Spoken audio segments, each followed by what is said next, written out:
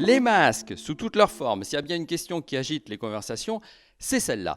Alors, y en a-t-il ailleurs, chez nos voisins ou à l'autre bout du monde? Eh bien, on va voir que tout le monde n'est pas logé à la même enseigne.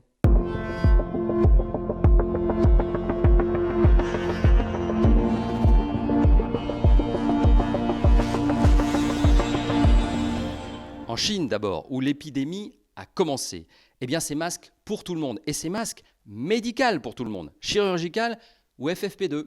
À Pékin, tout le monde porte un masque. Il est obligatoire dans les lieux publics comme les galeries commerciales. Impossible d'y entrer sans porter un masque.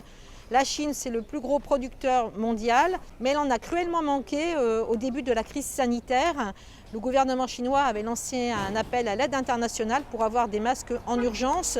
Les chaînes de production ont même été réadaptées pour la fabrication de masques. La Chine en produit 130 millions par jour maintenant, ce qui lui permet d'en exporter dans le monde entier. 90% des masques qui arrivent en France proviennent de Chine. En Allemagne maintenant, a priori le bon élève de l'Europe, eh bien il y a eu aussi du retard à l'allumage, comme chez nous au départ. Mais les Allemands ont mis leur machine industrielle en marche, d'autant que le port va devenir obligatoire.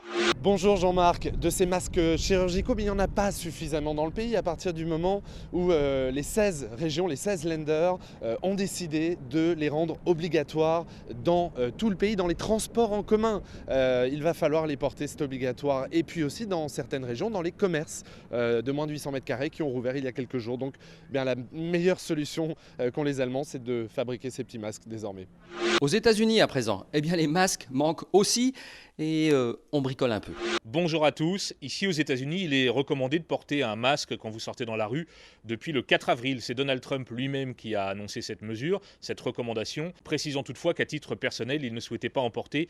Imaginez-moi, a-t-il déclaré, dans le bureau ovale, recevoir des présidents, des premiers ministres, des rois, des reines ou même des dictateurs, a-t-il précisé, avec un masque sur le visage, ce n'est pas possible. Malgré tout, depuis quelques jours, il semble que la consigne est globalement respectée par les Américains, qu'on voit dans la rue avec de simples masques médicaux ou bien des foulards passés autour du visage. Et on termine avec l'Italie, où là encore, on a beaucoup manqué de masques au début.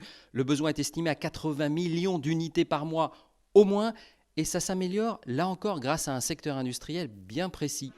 Ciao à tous, ici en Italie, il y a de belles histoires avec ces grandes marques de la mode qui se sont engagées à fabriquer des masques, comme beaucoup de petites structures également, et un objectif ambitieux, produire la moitié des besoins du pays d'ici la fin du mois de mai. Tous les masques ne se ressemblent pas, il y a par exemple celui-ci, avec une visière, vendu 8 € l'unité. Et ça, ce sont les sales histoires en Italie, avec notamment ce patron voyou qui a remporté un appel d'offres public de 15 millions d'euros et qui n'a pas fabriqué ses masques. Il a créé une société écran et fait croire que les masques étaient restés dans les douanes, aux douanes chinoises. Tout cela sur le dos de la santé publique en Italie. Alors on se résume, la pénurie de masques ne frappe pas tout le monde, mais elle frappe en particulier les pays les plus touchés comme la France évidemment, les États-Unis ou l'Italie. Ça tente à s'arranger, mais surtout, ce que l'on constate, c'est que tout le monde navigue un peu à vue.